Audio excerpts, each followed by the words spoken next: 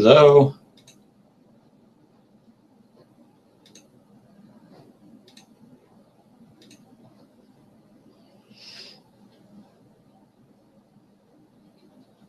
Trying to get everything set up. This is our first time using this platform, so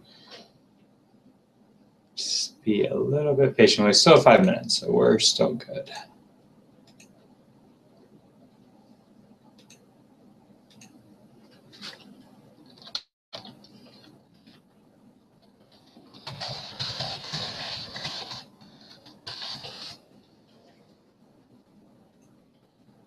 For anyone who's here, you can join the web chat on the right of the screen. And you either need to type in a name for yourself or add yourself via Twitter. And if you're online, I only see, I think, one other person online so far. If you're online, say hi and tell us where you're joining us from. I'm in Pittsburgh, Pennsylvania. It's a beautiful day in Western Pennsylvania. I think I was seeing on our CSA discussion group some folks were scheduled to get in Minnesota about to get 6 inches of snow last night. I'm not sure that ended up happening or not. Chris, it looks like you're on. I think I'm here. Hi, Chris. Hi, Simon. Great. How's it going? Good, good, good. Good. So do we want to play with that light at all? Yeah. Well, I tried a little bit. Let me turn off the overhead and see if what I was able to scrounge up for a table lamp is going to give us enough. Just a second.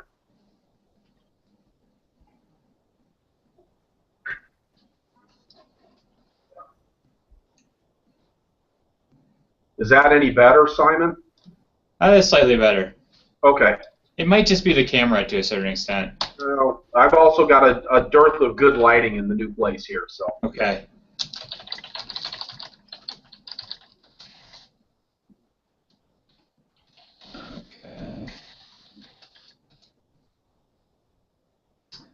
All right, so hopefully people are starting to join us. We had 45 people register as of a couple minutes ago. So I don't know how many people that will actually know. It's hard to get time in the schedule to make it happen. So okay, well, while we're waiting a little bit, we were talking about maybe giving a couple updates you're up to. I know you're doing a lot of traveling this fall. It's been a pretty busy fall so far. It was, well, out in upstate New York a week ago talking to a group of beginning farmer educators up there and heading up to the Acorn Conference up in Nova Scotia this coming week. So leaving for that tomorrow. That's a neat part of the world. That'll be fascinating. Yeah, I'm really looking forward to it. I guess, I mean, I'm excited that everywhere I go there seems to be a lot happening with local food and lots of, it feels like innovative stuff. I mean, everybody's out there, I feel like, kind of pushing things forward as much as possible instead of just settling for what was written in a book 5-10 years ago. Great. Really cool. You were working on some other things. You mentioned a podcast, perhaps? Yep, we're and I had to put that on hold with the travel and a recent move to town, but we're working on putting together. It's called the Farmer to Farmer podcast, and the goal is to really use some of the connections that I've gotten in the agricultural community to do interviews with farmers about stuff that's interesting to them and make that available in an audio format to a wider audience. So we're hoping to get that launched here in the next couple of weeks. We've had a couple of great guests so far. Richard Wiswall, the author of the Farm Business Management Handbook, did one with Audrey Arner, who's a grass-fed beef farmer and community activist in southwest Minnesota. Liz Graznak, who's a young beginning farmer down in Missouri, down near Columbia, and who else we did? Steve Pincus at TP Produce, a large CSA farm that used to be a large farmers market farm. Now they do CSA and wholesale outside of the Madison area. And then Paul and Sandy Arnold up in upstate New York. So, and I think we've got hopefully some more exciting guests coming down the pike. So. we'd love to hear from folks. If there's people that you're interested in hearing from on the podcast, please, sign into the contact page on my website at flyingrutabagaworks.com, and if you've got guests to suggest, please let me know. That sounds great. Yeah, I just recently started getting into listening to podcasts the past maybe couple months or so, and they can be a really great resource. Well, I think especially if you've got time. Yeah, time on the tractor or time in the delivery van. It's a great way to kind of multitask with that stuff. You can get right. You make a good point. You might think that podcasts are sort of far-fetched for a lot of farmers to be doing, but yeah, I mean, there's a lot of time spent where you could be learning that kind of stuff. That's a good point. Well, I know that when I used to run the presentations at the Moses conference, it was the only way that I never got to go to any of the presentations. We put on 70, 80 sessions a year, and my job was to keep them all running rather than listen to any of them. So after the conference, I'd get the complete set of tapes, and that's how I kept myself busy on the tractor or on the delivery runs, was listening to that stuff, listening to all those and getting my education that way. So really valuable tool. Yeah. I've gotten I think it's a great medium because it gives you time to think about your business and hearing it.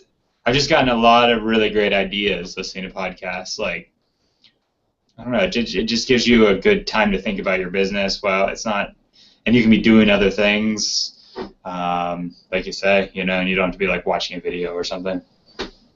Well, and I think you can multitask, and I think there's something special about actually hearing stuff. When you hear positive messages, when you hear from people that are really making a difference and succeeding in farming and about the things that they're doing, I think those things have a way of actually getting inside your head when you do that over audio in a way that it doesn't necessarily do when you're just reading it on a page. It's a different learning modality that I think really adds up. Neat. Well, I'll make a note here to send that out. Maybe send some information out about the podcast afterwards, or maybe when you're live or something, we can send a link out. That'd be great. Okay. So, well, I think it's just past 1 here, so we can start. Extra detail. So I'm taking some notes in the Google Doc that is linked on the page. So for anyone viewing here, you can click the link at the top of the page there that says click here, and it'll send you to some of the questions that I got ahead of time.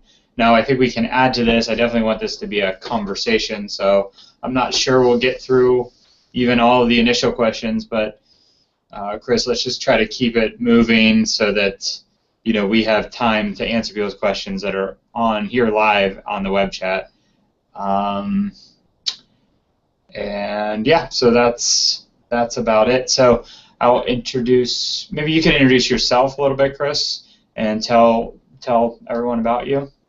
Okay. Well, I'm Chris Blanchard. I live in Decorah, Iowa. I've been involved in organic farming and local agriculture for, I think it's 25 years now. I got my start in 1990 at Deep Springs College out on the California-Nevada state line, managing the student gardens out there, where we were raising food for the community of about 50 people, and got into market farming, worked on farms all over the country, eventually landed here at, well, it's not here anymore. I landed in Decorah, Iowa at Rock Spring Farm in 1999.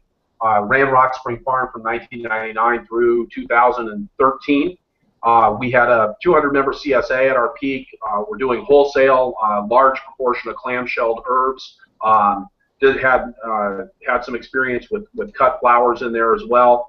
Did a lot of greenhouse and four-season production. We actually had for about 3 years the CSA was running 12 months of the year, and then and that's in Northeast Iowa. For those of you who don't know, because I grew up in Seattle, so I didn't know this until I got here. But Northeast Iowa is right next to Minnesota, which is right next to the place where they're getting the 6 to 8 inches of snow right now, which is actually happening. I think it's this afternoon up in St. Croix Falls. I know they got schools closed up there north of the city. So, anyways, doing the four-season production, doing the wholesale CSA, and then I did farmers market for 10 years in there as well. I actually, a couple years ago, got into doing more and more consulting work after, I spent some time, not some time. I spent 12 years managing the presentations for the Moses Organic Farming Conference, which is the largest organic farming conference in the country. It's in La Crosse, Wisconsin. And really had a lot of learning opportunities, made a lot of connections there. Gradually started getting asked to do more projects for gathering educational materials and doing farm visits. Did some stuff with Iowa State University and the Leopold Center in that regard, and gradually transitioned into doing consulting and education work full time.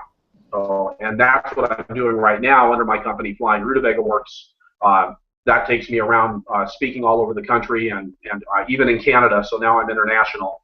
And then also doing projects with members of all different scales and all different locations and well, just a whole variety of stuff, kind of whatever it is that needs to be done out there.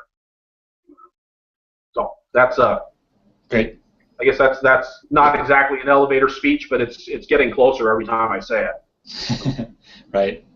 Okay, well, let's just dive right into the questions. I mean, I would like to say my idea with this format, with this web chat format, is we've been running webinars for a couple years, and I got a little tired of that format, and I just felt like maybe there are better ways to get across the information, and I thought a web chat with an expert in the field might be a better way for people to access your expertise and ask specific questions that they have. Because I thought like the live chat at the end of a webinar was the most interesting part of the webinar for me, because I think that, yeah, so we're trying this out. This is sort of something I really haven't seen elsewhere, so I'm excited to have you on as our first web chat, Chris. And if this is successful, I'd like to do more of these in the after the first of the year, maybe in some of those winter months there. So we'll just see how everyone please give me feedback. Yeah, I'd love to see this. I think it's a fantastic idea and a great way to kind of leverage the communication power that's out there that just wasn't there 10 years ago. Right. Get people together. Yeah. Okay, so our first question is from John Peterson at Angelic Organics in Caledonia, Illinois. He's one of our customers and runs a large CSA there, and he's the star of the documentary film The Real Dirt on Farmer John. So if you guys want to check out that's all about CSAs. That's a really interesting watch. So he says, it's a long question, but he's interested in how you go about proceduralizing departments on the farm. They've read E-Myth and E-Myth Revisited, I guess, and you might want to talk about some of the things you read, but I know E-Myth is something that comes up a lot when you talk about systems in businesses. But he says, getting into the particulars of each department is daunting. This can be taken so far that it gets in the way of creativity and spontaneity. Oh. Standards against which performance can be measured, and how you do that on a farm. So maybe it's just a lot of how you proceduralize your farm. So can you talk about that? Yeah, and of course I'm a little intimidated by this question because it was a visit to Angelic Organics several years ago that really inspired me to be thinking a lot more about how to do this on my farm, and that we use to develop a lot of the systems in my operation were based off of things that we saw at Angelic. So, John, I almost feel like I should turn this question around and ask you. But I think the big thing okay, so the E-Myth, the basic idea behind the E-Myth is that you should run your business as though you intend to sell it to somebody else to run your business. So what you want to do is to create systems in your business that can be replicated and that other people can get in and do. So rather than having everything up in your head and kind of making stuff up as you go along, you have ways that you get things done that are unique to your own operation. So we used to say, there's not a right way and there's not a wrong way. There's just the Rock Spring Farm way. And that's how we did things on our farm. So we had ways of getting things done. And then the E-Myth encourages you to take that and start to document it. But the really important part here is you're thinking about how you get things done. And so I think in terms of proceduralizing the departments, it really is, first I always say go to the pain points. If deliveries always go smoothly on your farm, it doesn't make a lot of sense to to spend time trying to proceduralize deliveries. But if it's the packing shed, or even if it's something as simple as getting the CSA line put together every week and getting the shares packed into the boxes, then that's where you want to start. And you say, okay, how do we make this into something that's replicable from week to week? What are the common things that we're doing? So, for example, with a CSA line, and on my farm, and this is, I think, similar to what John does, we had roller track. So it was a conveyor belt. Ours wasn't powered. Some people use a powered conveyor belt. You put the boxes on one end of the conveyor belt, put vegetables in, and then roll it down the conveyor belt, and everybody's responsible for putting in 1, 2, 3, 4 different kinds of vegetables. So on my farm, we looked at that and we said, okay, so let's always set up the belt the same way. So the conveyor belt was always in the same location. We always started at the same end. We ended at the same end. We learned that you needed to set up we called it the sample box every week. So that was our model box. And how do you and this is what the box should look like when it's done. And the beets always go in the same corner, the tomatoes go in the same corner, the kale goes in the same corner, so everything goes in the same place. All the boxes end up looking the same. And so that became kind of our procedure for doing that. We didn't go so far with documentation, and I think it's something that can be valuable, especially if you're looking at trying to take time and step back from your farm. If you're doing other things, you need other people to be able to know how to do stuff. What we really found was that having a system and checklists that said, even in a very brief form, bullet points that say, do this, do this, do this, and then do this. So, for example, with the CSA line, it was take all of the CSA vegetables out of the cooler, build a sample box, figure out how many stations you're going to need to fill up to be able to put the vegetables into the sample box. That was a combination of the number of people that you had and the number of vegetables that you had, and then set things up in the proper order to make that box fill. So that became our system, and it was supported by paperwork and a checklist, by simple questions on our paperwork like who fills out or who created the sample box this week. When you create that kind of accountability, then people start following that. So I think it's, again, looking for the pain points and asking how can we make a system for this. It doesn't have to be all written out in long form in paragraphs. It can be bullet points and checklists. Another system that I've seen that's worked well for me and that I've coached clients through, we had a lot of problems getting people to harvest tomatoes at the right stage. If you look in the literature that's out there about different stages of ripeness for tomatoes, you end up with the California Tomato Commission, and the different stages of ripeness in tomatoes basically end with green with the slightest blush of red on it. And so we were trying to tell people, we want to pick it at, look at this color, well, almost right. Well, what's almost right? And so what we ended up doing was taking a whole series of tomatoes. We picked them after they at various stages of ripeness. We lined them all up. We took a photograph, and then we labeled each stage as, this is, when a cherry tomato. We had a lot of trouble with sun-gold cherry tomatoes with this. So when the sun-gold cherry tomato is green and just beginning to turn, that's a stage 1, and then all the way up to stage 9, which was dead ripe. And so we had a photograph that we could print out and show to people, and then we would say, today we're harvesting everything that's riper than a 6, and a 6 correlated to a particular tomato, and then we documented a system. Now, we didn't go so far as to say, like, how do you know when you should be harvesting 6 and riper versus 7s and riper versus 5s and riper? That was something that as a farm manager I had an intuitive sense for that I couldn't figure out how to communicate. But what I did was to control the particular of being able to communicate. This is precisely what I want to have done. Okay, that sounds good.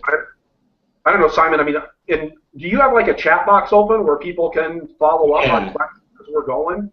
Yeah, we do. So, they can ask follow-up questions I think that's what we're talking about here is really interesting. I hope to get deeper into this. Did you ever use video with that? Because I wonder, with the ease of taking video these days, I wonder if, actually taking a video of how you harvest, say, green beans or something, that might be something that you could try and then have it on, somewhere that new people could watch it.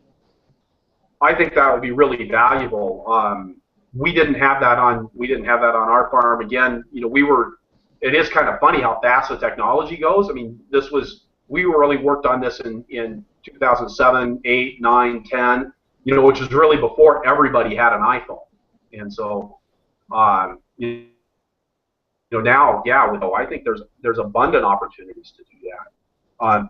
We found that the most important thing for us, I mean, there's the how to do, and then there's defining the outcomes. And defining the outcomes was really important for us. So let's say defining the outcomes, again, not telling people so much how to harvest the tomatoes, although having the Rock Spring Farm way of doing that was important, but we got more bang for our out of saying, these are the tomatoes that you're supposed to harvest, and this is very clear which tomatoes you're supposed to harvest. Another one that we ended up doing this on was with Swiss chard.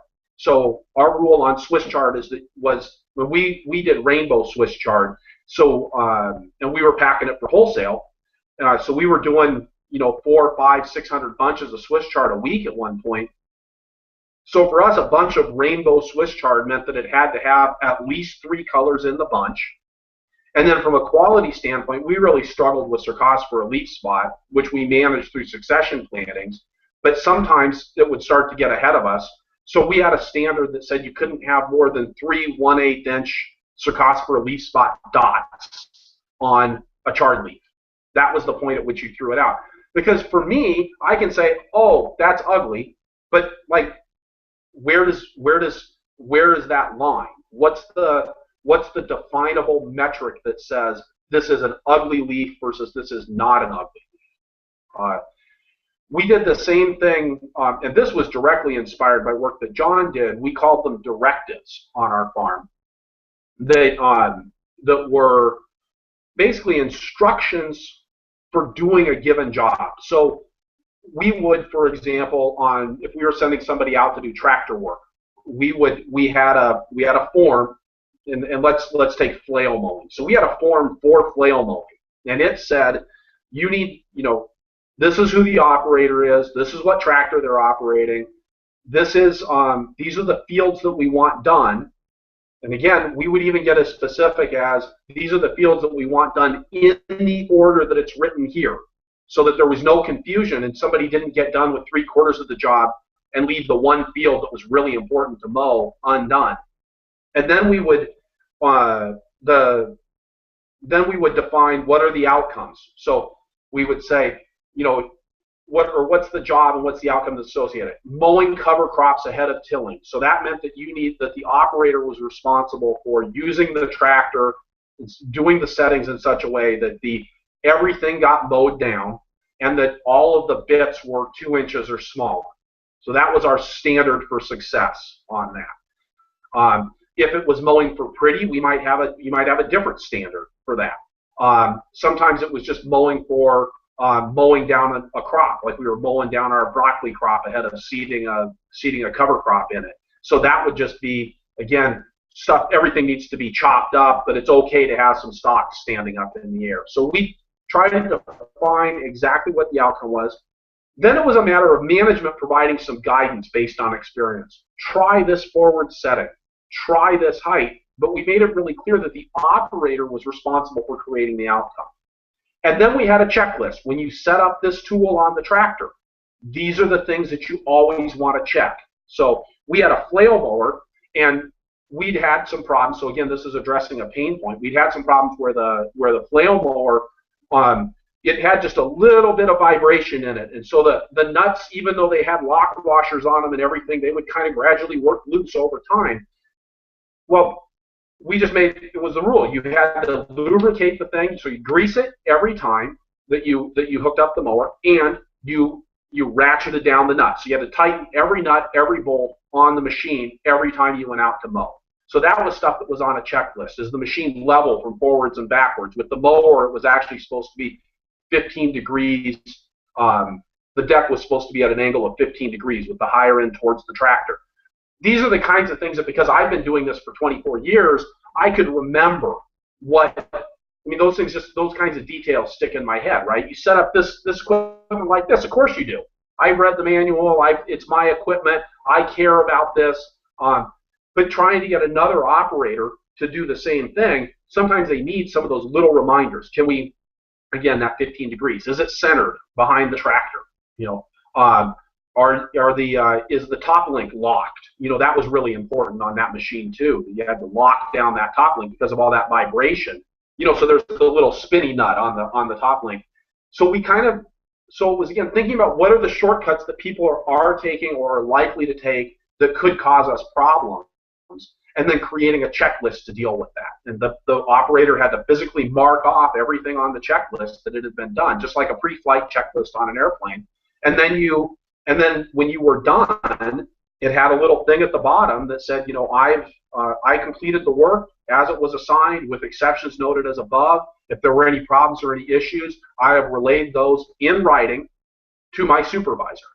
So in other words, if there's a problem, somebody didn't just, you know, holler as they were walking by going, hey, Chris, you know, the mower was a little loud today. It was that they had to come and really grab my attention or give me a note or send me an email that says, hey, Chris, there's a problem with the mower. It does need your attention on it.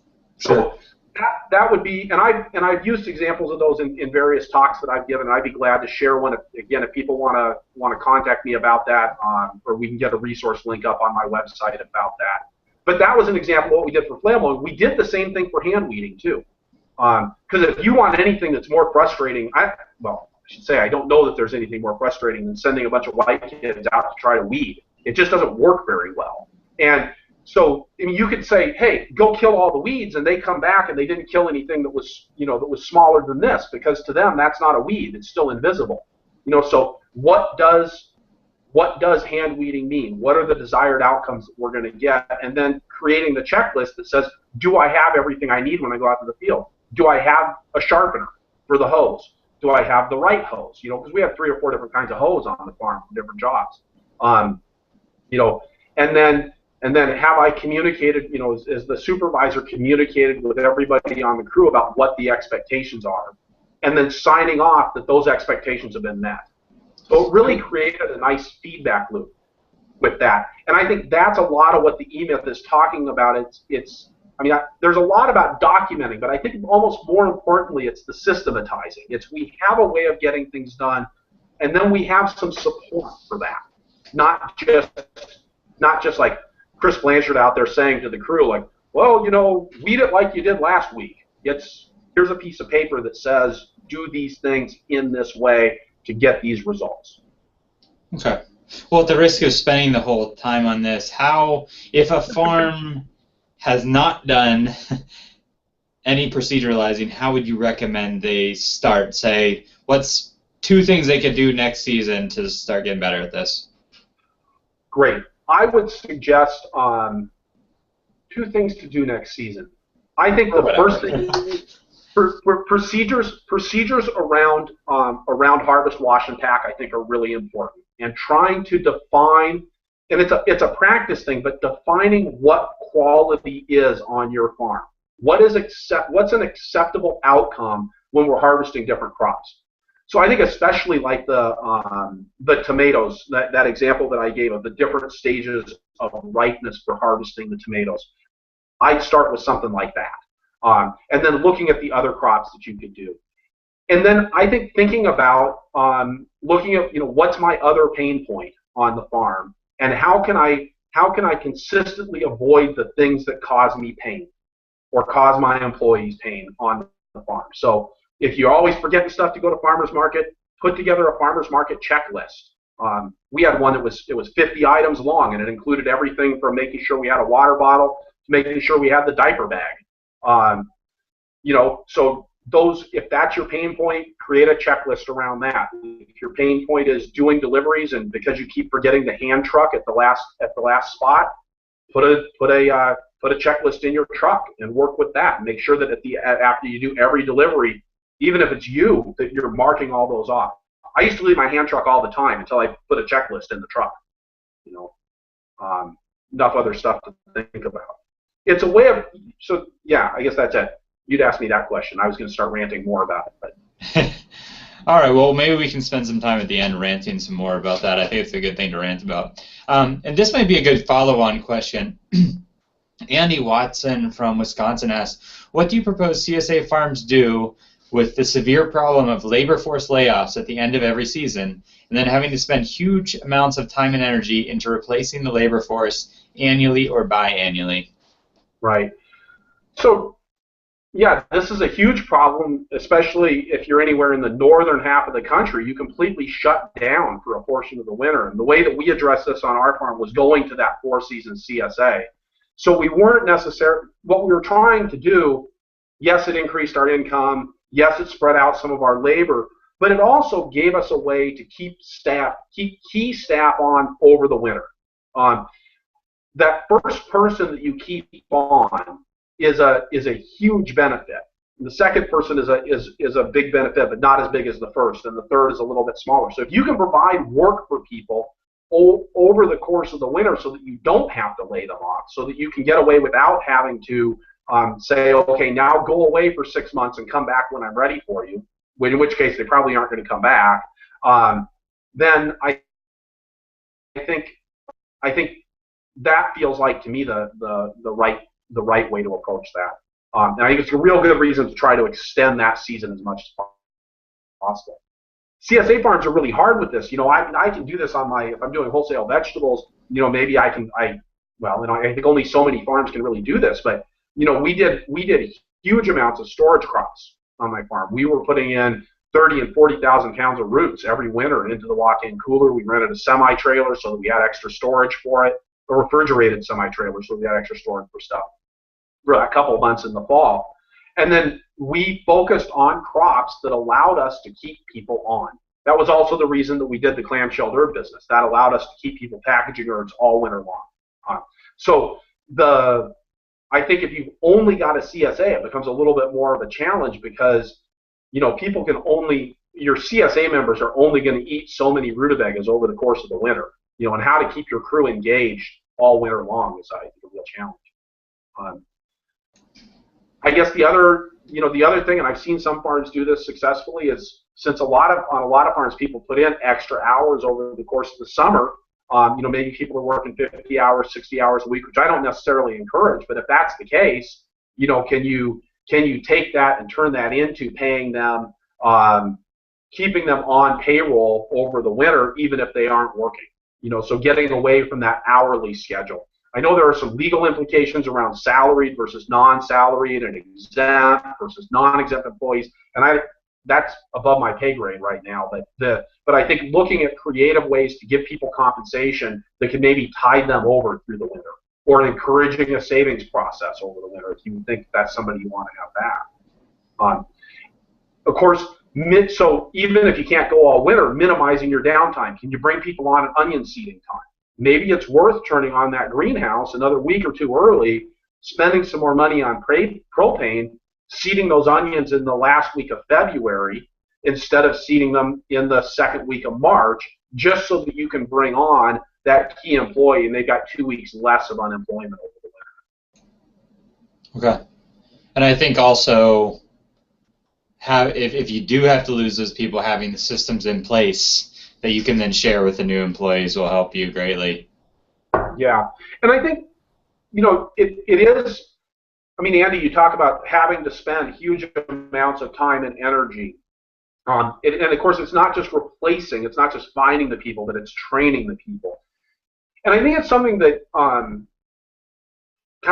used to, and I'm not pointing the finger outwards here because, this was certainly my experience. It was hard to make the time to train people and to put the kind of effort into management and training that really needed to be put in order to get the results that I wanted. And especially, it's April and May. There's 10,000 things to do on the farm, and they all need to be done right now. And trying to take the time to do the training is really hard, but it all pays off.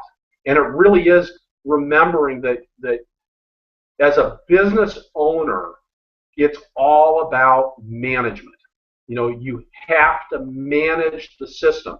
And the cool thing about being the business owner is that you can manage all aspects of the system. You want to be a four-season spinach producer, you want to go all Bill Warner on the world so that you can have spinach all winter long, Andy, then that's what you do.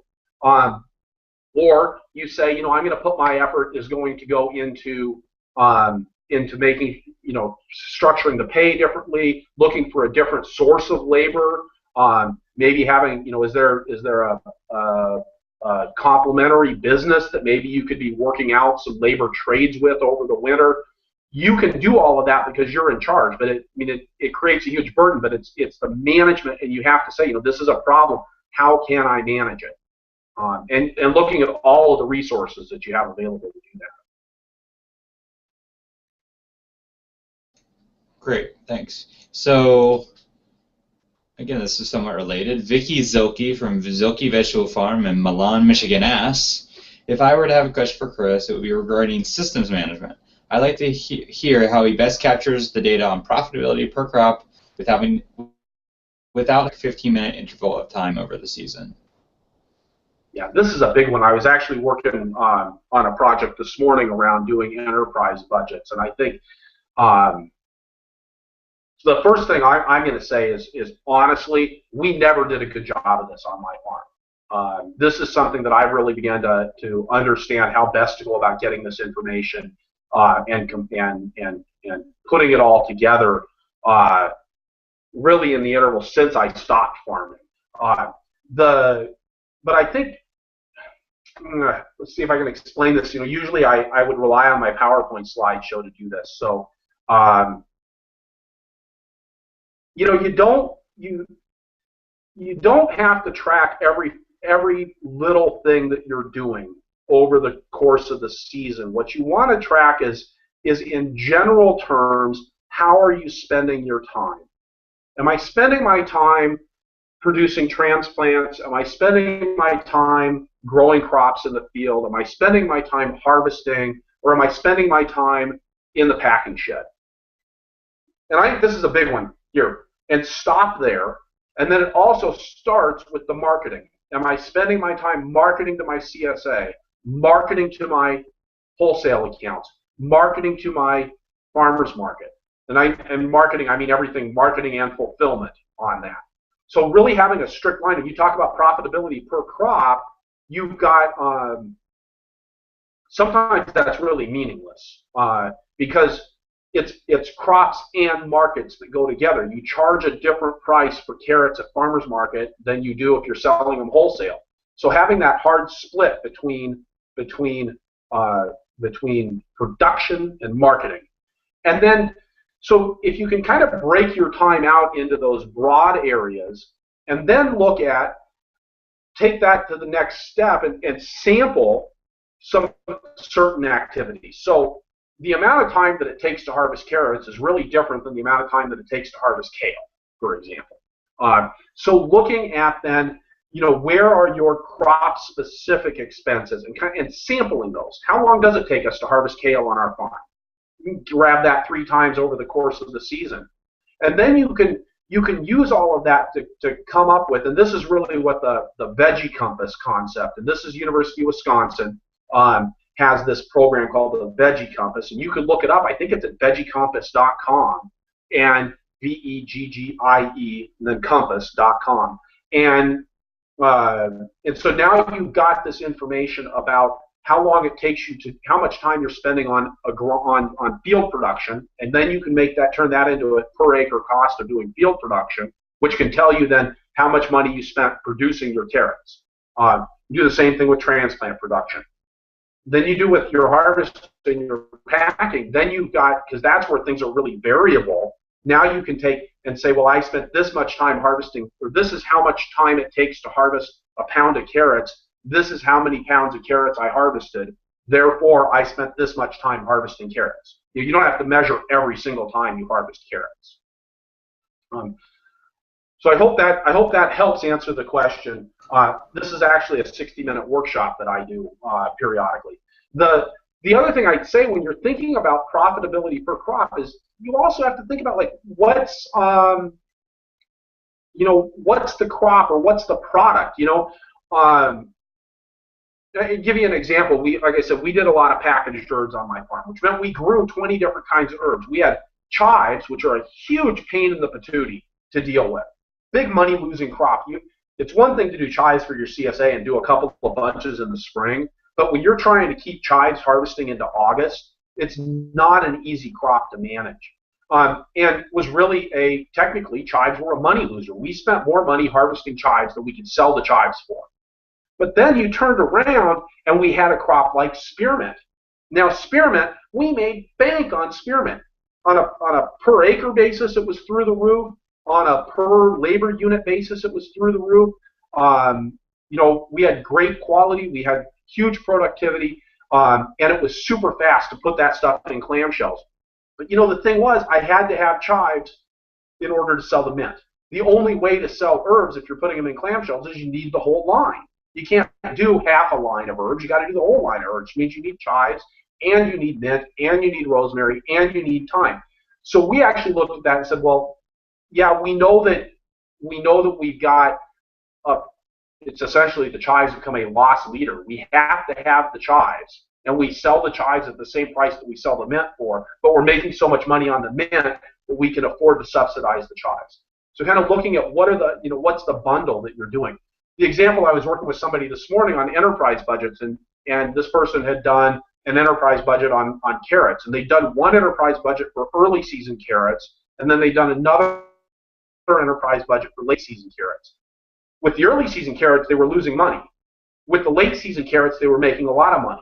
But you do a CSA, you got to have carrots, right? That was their primary market. So it doesn't really matter if you're losing money on carrots. Now you might look and say that's a place where we want to do improvement, but you also had to look at that and say, we grow carrots. They were also wholesaling carrots. If you're growing carrots for wholesale, you need to be in the market the entire time that you can have carrots in your neck of the woods. So yeah, they were losing money on early season carrots, but they were more than making up for it on late season carrots. So that meant, that's the cost of doing carrots. Those weren't two separate enterprises. They were all one enterprise. So I think that's an important thing to think about when looking at per crop profitability as well. Not that I ever encourage anybody to grow unprofitable crops.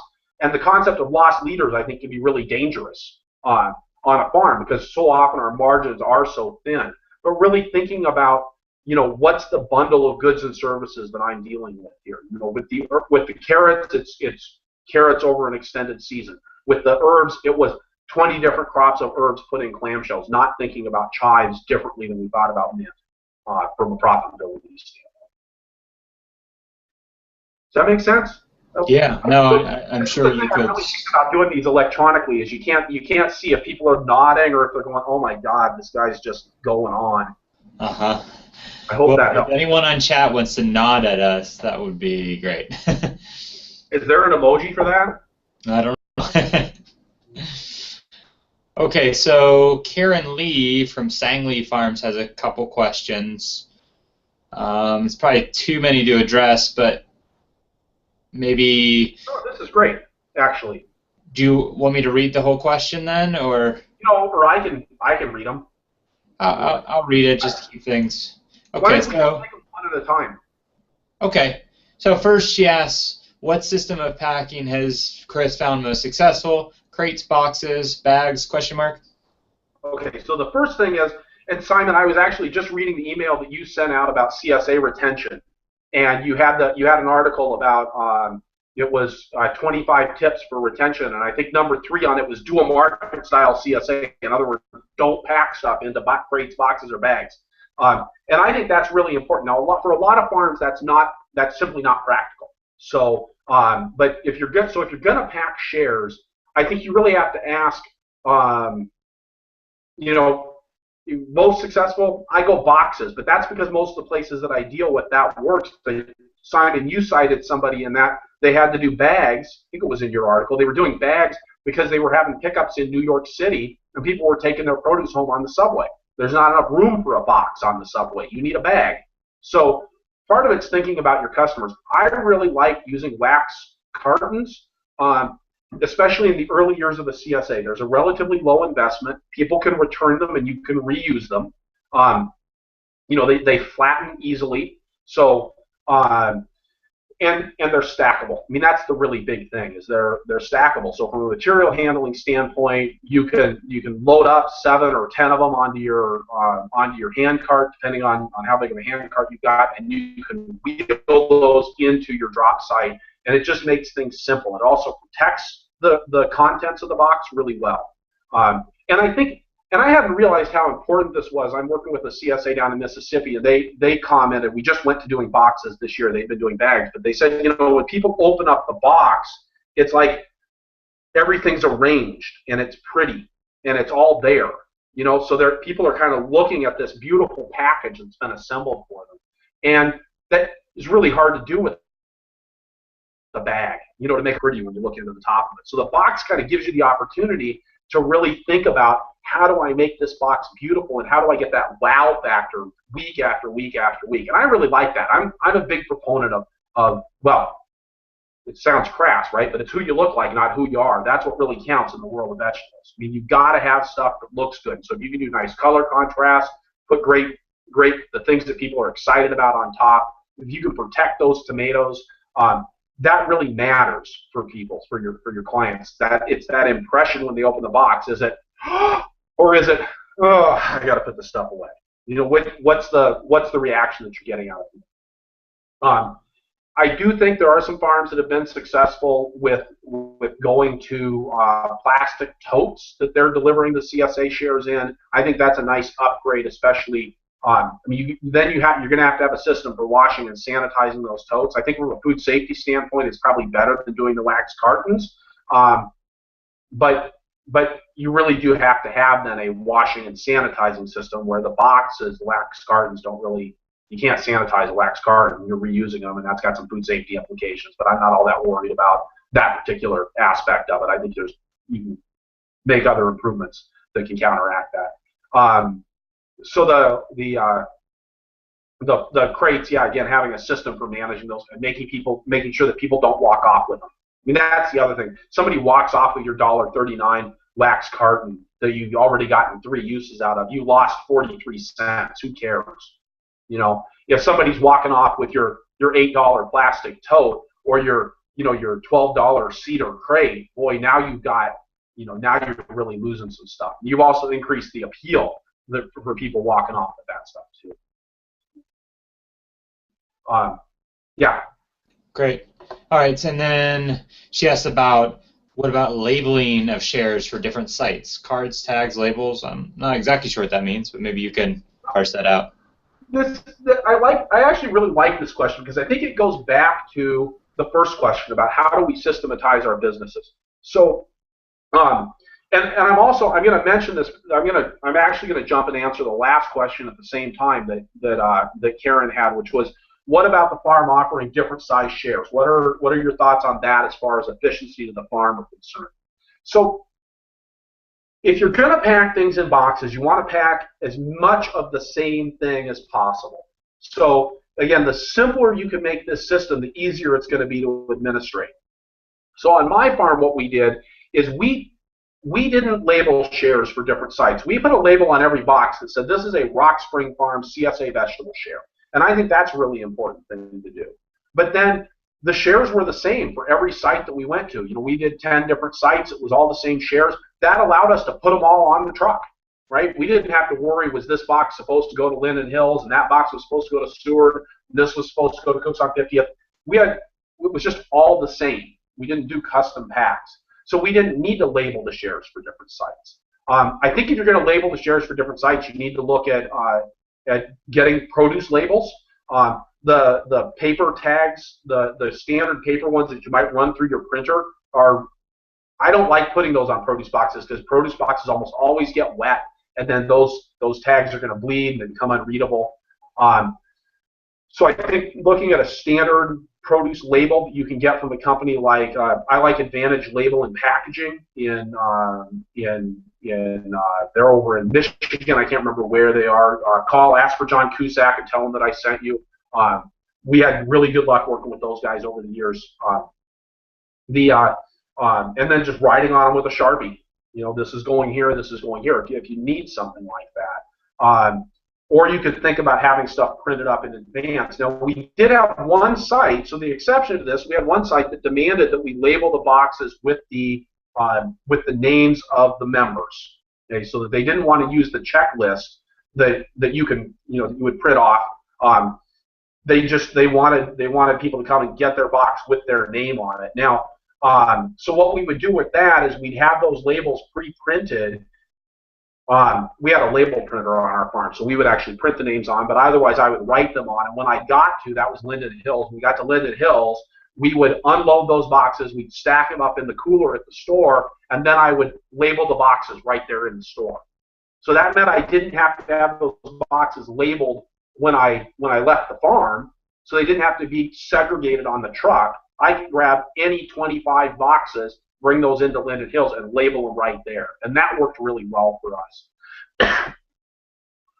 Same thing if you're doing different size shares, you have to have a way to make sure you clearly identified the different size shares and what the expectations are for the customers around those different size shares. I mean, you can't just say, oh, we offer a full share and a half share. Well, what does that mean, right?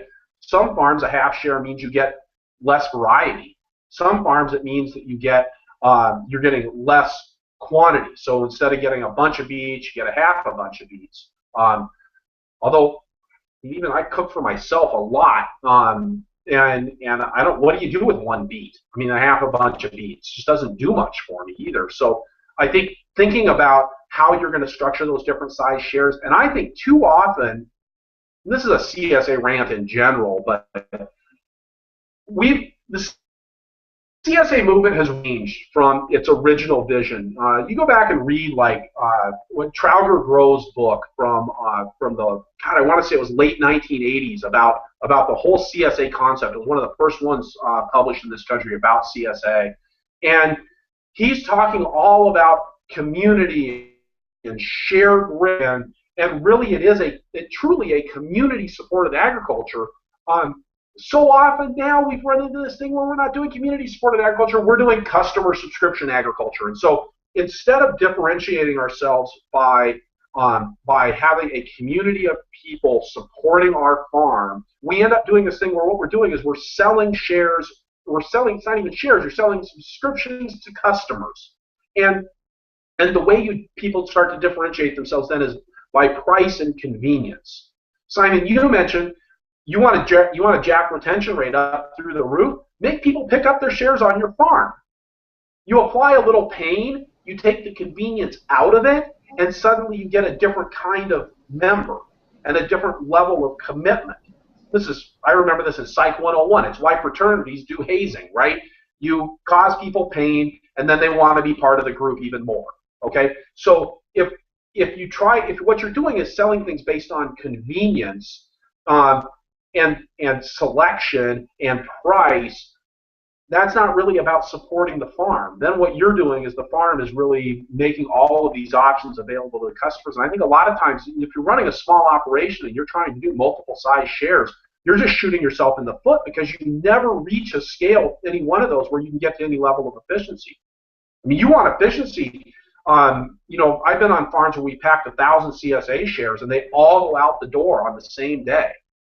I mean, you set up the line once, you spend 3 hours packing boxes, and when you're done, you've got 1,000 CSA shares on the truck ready to go. Okay? That's efficiency. If what you're trying to do is I got to set up one line for this, and then, okay, now we're going to stop doing full shares, and now we're going to do half shares, and or are these the small bunches or the big bunches, and does this group get beets this week, or do they get kale? You just run into all kinds of different questions there, and you have to be really careful about that.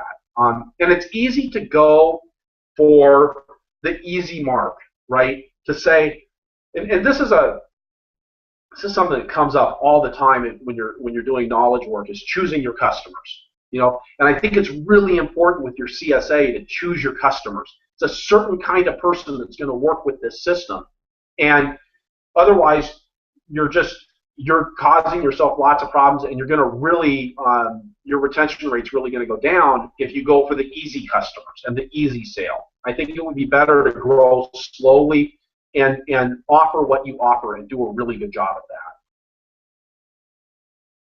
Okay, there's one follow-on question from Kristen, and she says, we've had trouble with people not returning the boxes, meaning we have each member unpack their box at the pickup, which is kind of annoying for members and a pain for staff. Don't know if you have any ideas. So it sounds like because people don't return the boxes, she has them unpack the box and maybe put it in a bag. Have any ideas on that? Well, I mean, I have two thoughts on that. One is to incorporate the cost of lost boxes into the price of your share. This is where knowing what your actual costs are is really important. So you can't just have 3 shares or 3 boxes per person. You need 5, 6, or 7 boxes per person, and you just incorporate that in the size of your share or the cost of your share, and you know that you're going to lose some. So that would be one approach. The other approach is Hey, Chris, how many boxes do you think you lose a year? Just I don't know. Do you have a thought on that? We figured pretty reliably that we could do 5. If we had 5 boxes per member, we would have enough boxes to get us through an 18-week season. Right. So, and by the end, we were more or less out of boxes. So that was something that we just calculated into. This is a cost of doing business. We knew that that was an expense that we were going to have to absorb. If you do 2 different size boxes, now you've increased your inventory and things get that much more complicated. I think so. Then the other option that you've got is education, because what you're doing, you've actually created a huge PETA factor, right? PETA factor being the pain in the ass factor for your members. They have to come. They can't just pick up the box. They've got to unpack it. They've got to remember to bring their bags, and they've got to get your bags. You've now got expenses for getting bags, and you got to unload it and put it all in. You have the tomatoes on the top of your box, and now the tomatoes are on the bottom of their bag underneath the cantaloupe. All of that's bad. So I really want people to take home their boxes. Well, can you? We actually had instructions, and this would be a great place for video, right? We had instructions about how to unfold a box. So we drew the process of unfolding. You know, how to turn the box over, squeeze the flaps. On ours, it was squeezing the flaps. You know, open the box up, open the other flaps up, flatten it, put it back in your trunk, and get it back the next week. So I think a lot of times, you know, asking like, what's the barrier? This would be a great place for a survey. If folks haven't sent out the survey, and you could say, why don't you return your boxes? What are the things that make that hard? But I think a combination of written instructions and video would be a really good way to educate people about that and ask them to take responsibility for it. It's not intuitive, that whole unfolding boxes piece. All right, sounds good. Let's see, Karen still had a couple more. Okay. And then the last one she had, I guess, is what about organization and management of the loading? One person in charge of counting, labeling, packing, loading, or breaking into several management people. Does it depend on the size of distribution? So I think thinking about what are all of those different jobs in there. So on my farm, we would fold all the boxes ahead of time. So we'd fold them and stack them, and we would fold them and we would stack them in stacks of 20. And we had a special way of nesting them that you had to show each employee how to do. So you could get 20 boxes in a stack that was about this tall. And so we would do that, and that was one counting mechanism. So we'd say, hey, if we got 196 boxes, I expect 196 boxes to be folded. Not 195, not 197, I want 196. Okay? So again, a written instruction about folding the boxes and who did that and creating an accountability step for that. Labeling should be done. I mean, if you're going to label all of the boxes, you know, it really depends on where in the process that needs to happen on your farm. Packing was a group process, so the box made its way down the roller track, and we had people standing on either side of the roller track putting items into the box. And again, in a very systematic way. The carrots go in first, and they go in the top right corner. The melons go in next, they go in the bottom left corner. Every time, every box. And then, well, and I'll note on that now, I've actually got the small CSA that I'm working with down in Mississippi. They don't have roller track. They just got a stainless steel table. It's actually in a restaurant, an old restaurant kitchen, and they just slide the box down that table, just one side, and do the same kind of thing. So it really depends on your system and your scale. They're doing, I think, 20 shares right now, maybe 30. And then at the end, I do think it's really important at the end that you have one person who's in charge. They quality check the box. They're going to look. They're going to see is the box full. They're going to fold down the tabs on the box, so they're going to close up the box, and when they lift it up, does it feel like it's got everything in it? You know, if you miss the carrots, it's going to feel different than if you got the carrots in there. And then that person's stacking and counting. And again, thinking about systems for this, now we were working with full pallet loads, so we knew that there were 11 boxes on a layer, and then we would, and you knew that, okay, I need, you know, 8 layers on this, and I need 7 layers on that, and I need another 23 boxes on a third pallet, or whatever it was.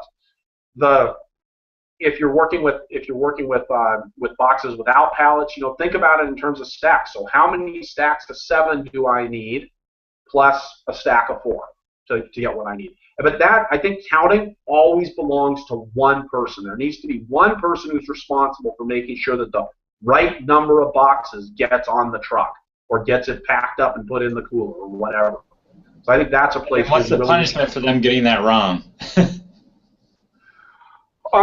You know, I find beatings worked really well. On our farm, it was really a matter of that's part of having that one person who's responsible and who has to sign off. I put the right number of boxes on the truck. So nobody wants to be the person who screwed stuff up. You know, you don't need like this reward and punishment system. What you need is accountability, and you need somebody who's saying, I did this work. This is my job, and I did it. Okay?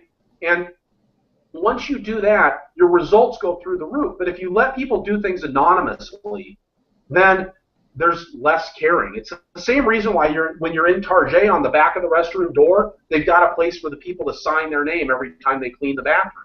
It's not because the manager's coming in and going, you know, who didn't clean out the toilets? I'm going to kick ass and take names. It's because once you put your name on there, you take a certain amount of pride, and maybe there is some threat of retribution. I used to yell and scream at people on my farm. I can tell you it didn't do any good. I got much better results when I quit being in a reward and punishment, when I quit being in a reward and punishment mode, when I quit looking and saying, oh, there's consequences for misbehavior. Best consequence for misbehavior is to say, Joe, put your hand on their shoulder, you know, I'm really disappointed that we didn't get the right number of boxes on the truck. You know, what that meant is that when I got to the last site, I was 2 boxes short. That meant that we had to figure all this stuff out, and instead of being able to just wrap up my day, come back home and open a beer, what I had to do was come back home and do this whole juggling act of calling all 20 people at that site and seeing if there's anybody that wasn't planning on picking up their box today. That was really rough. I feel really bad. I know you can do better. Okay? We do better next week? Completely different. So that was the consequence. You make them feel bad. You let them feel that this is the bad thing that happens, and I'm responsible for that. As a manager, you build in the systems that help them to get it right. I'm going to use that stacks of 7 thing, right? So on the hand carts, our first round of hand carts on our farm held 7 boxes really nicely. So if you were saying, so what you would do is instead of saying, I need 36 boxes, you say, I need 5 stacks of 7 plus 1 box. Again, I'm breaking this down into its component parts. Rather than expecting somebody to be able to do the math in their head, I'm saying, you know, this is the result I want. I want 7 stacks of 7 plus 1. And so I'm making it easier. There's a concept that came out of Toyota in the 80s called poka-yoke. And I don't know the exact translation from the Japanese. I don't even know if I'm saying it right, but I like to say it, poka-yoke. And it basically means making it impossible to make a mistake. So that's your job as the manager. So you just get to a point where there's no mistakes happening on the farm. When you systemize things and you make it easy to get things right, you reduce the opportunity for error. 3 colors of Swiss chard in a Swiss chard bunch. No more than 3 spots that are 1/8 of an inch apart. Pick the number 7 tomatoes and riper. You know, you break down that communication, and you make it easier for people to get things right. Right. Okay, great. Well, we have one follow. It's 2 o'clock right now, so pretty much done. But John asks, do you know of any CSA farms that have a person dedicated full-time to shareholder relationships, where it goes beyond customer satisfaction to to where it builds community and affinity for the farm? And I don't, but I'm wondering if you do. I don't. I know farms that have people that are primarily focused on sales and marketing in general. I think it's really hard. I mean, people want a relationship with the farmer. They don't want a relationship with the salesperson in the office. You know, so I don't know where they. I like the idea, but I think it's awfully hard if you're gonna have somebody focused on that all the time. Right. Or maybe just part-time. You know, maybe they're doing sales, but also explicitly within their position, they're also doing shareholder relationships, maybe. Yeah. I think, again, it's asking, what are you selling? Is it a relationship with the farm, or is it a relationship with the farmer? If it's a relationship with the farmer, then you've got to be out there being the face of the farm. You need to be making those contacts with people, or at least following up. You know, maybe you've got somebody who's responsible for dealing with the issues, but then it's your responsibility to call up and say, you know, hey, just wanted to make sure, you know, we did get that box thing sorted out to your satisfaction, right? You know, I think that personal connection, I think, is a really important part of a CSA, any kind of relationship marketing. Well, one thing that you talked a little bit about my recommendation for doing a market style share if possible, and I think one farmer was talking about this and saying that gives, there are a lot of good things about it, but one thing it does is it gives the employees that are at the pickup location a chance to form a relationship with the customer. So he encouraged them to remember people's names, right, and their name each week. So rather than just picking up a box off a porch, you're, at least if you're not interacting with a farmer, at least you're interacting with people who work at the farm and maybe hopefully have some farm experience. Well, and even, you know, you want to take that a step further. I mean, it's that anything that you can do to create connection, pictures, video, pictures of you and your family that you leave at the drop site, pictures from the farm that are posted at a drop site every week. Anything that you can do. Right? I'm in a long-distance relationship. I've been in it for 4 years. You know, we use all kinds of cheats to make sure to try to create that connection. You know, so looking at how can I create more of a relationship without actually having to be there 24/7. You know, and again, I think what you said earlier about video, I think has a huge amount of potential. I know one of your clients, Gary Brever, is doing a huge amount of social networking right now on Facebook. You know, he's just constantly out there with pictures from the farm. And I think even though that doesn't necessarily create a conversation with people or with everybody, it gives people that opportunity. And a lot of what we're dealing with in marketing is perceived value. It's, do I have the opportunity to interact with the farmer? You know, we used to hold field days. We were 3 hours from our major market. We'd hold customer field days, and 2 people out of our 200 members would show up. But every year, people would tell us, this is a really important thing. We want to know. We want you to have field days. You're like, well, nobody comes. Well, we still want to have the opportunity. The opportunity mattered more than actually them being there. So again, pictures on social media. Rob Montalbano at Montalbano Farms. I love his Facebook feed. He's got he does field walks every few days, and he just walks around and takes picture after picture after picture of what's going on the farm. So it's all rolling out, and a lot of them are selfies, pictures of the cat, pictures of the dog, pictures of his wife, pictures of him doing various goofy things on the farm, and I think it really does build that relationship. Okay, great. Well, we're at 2:05 here, so I think we should wrap it up. I think we could do this all day, but yeah, I think we touched a lot of great topics. Do you have any closing thoughts? I don't. I mean, I'm actually really interested in these other questions, and I know that we're up against our time. So I just say, you know, Whitney, Deanne, I don't know who Organic SEO Press is, but you know, if you want to shoot me a question, I have a contact form on my website, flyingrutabagaworks.com, or just Google Chris Blanchard Farming, and my name will come up. You can find my website, and feel free just to shoot me those questions there, so I know where to get in touch with you, and I will at least get you answers to those ones. So, yeah, I don't have anything brilliant closing wise to say. It's just wish I did. I should have thought of that. You didn't tell me you were going to ask that question. Okay, well, I want to send around some follow-up information. I've been making a couple notes of things I'd like to send around, so maybe even if we type up the answers to one of these questions, we could send that around too. And I do want to note that an article that you wrote is in the CSA Solutions Hub, which I think everyone here has joined to that, and you wrote an article about member problems, and I think that's a really useful article there, and we're going to keep growing that base of content there, and hope that's valuable for everyone. So, and I'd really love everyone's feedback, so please send me an email back to one of the emails you got about this and just tell me what you thought of the format, how we could improve it. It's the first time through, and I hope you were able to see us and hear us and chat to us, and I'm burning to hear your feedback and what you thought. So yeah, thanks for coming, and I'll talk soon. Thanks, Chris. Thank you, Simon.